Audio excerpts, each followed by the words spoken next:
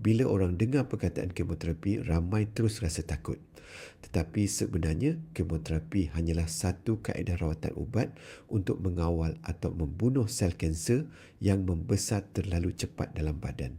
Sel kanser ini membiak tanpa kawalan. Jadi kemoterapi membantu memperlahankan atau menghentikan proses itu. Walau bagaimanapun, kemoterapi juga boleh memberi kesan kepada sel normal yang aktif membesar, menyebabkan ada pesakit yang mengalami rambut gugur, loya atau bacaan darah menurun sementara. Tetapi tidak semua orang mengalami kesan sampingan yang sama. Ada pesakit yang masih boleh makan, bersenam dan menjalani rutin harian seperti biasa sepanjang rawatan. Hari ini, rawatan dan ubat sokongan seperti antibiotik dan hormon perangsang penghasilan darah sudah banyak digunakan untuk membantu mengawal kesan sampingan dari kemoterapi.